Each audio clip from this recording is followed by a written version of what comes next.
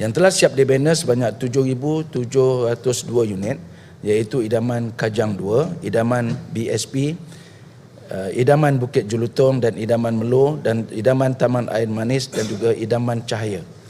Dalam proses yang kedua, itu dalam pembinaan sebanyak 14,081 unit, iaitu dalam di kawasan idaman Kuasa, idaman Greenwood, idaman Abadi Height, idaman Elmina, idaman Alam dan juga idaman Saujana serta idaman Putra. Dan akhirnya idaman Putra Pekan Bangi Lama, idaman Screen Height. Untuk yang ketiga, iaitu perancangan sebanyak 27,979 unit ini adalah menjadi secara keseluruhannya melibatkan sebanyak 50,175 unit rumah idaman di bawah MBI yang telah dan juga akan disediakan untuk rakyat negeri Islam.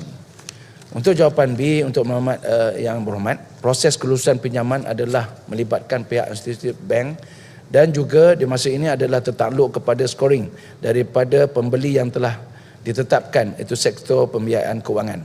Kerajaan negeri telah menyediakan inisiatif itu skim Smart Sewa melalui LPSS untuk membantu pembeli yang tidak berjaya untuk mendapatkan pinjaman perumahan dengan konsep penyewaan dalam masa tempoh maksimum 5 tahun dan sebagai penyediaan untuk menyimpan duit dan mencapai kestabilan status kewangan khususnya bagi pasangan yang baru saja berkeluarga.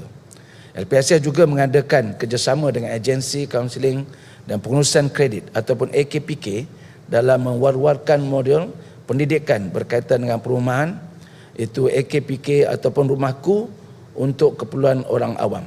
Ianya membantu bakal-bakal pembeli rumah untuk membuat persediaan awal dalam merancang keuangan dengan bijak sebelum membuat pembelian rumah agar memenuhi kelayakan dan juga mendapatkan pinjaman perumahan. AKPK juga membantu mereka yang menghadapi masalah kegagalan mendapatkan pinjaman perumahan. AKPK akan mengenal pasti punca masalah kegagalan untuk memohon pinjaman perumahan. Dan AKPK juga akan memberi bantuan secara percuma dari segi perstrukturan semula pembiayaan atau pinjaman, memberi permohonan yang sedia ada dan juga arah pengurusan keuangan yang lebih bijak dan stabil. Akhirnya, kita dapat membantu pemohon untuk mendapatkan pembiayaan perumahan di masa yang akan datang.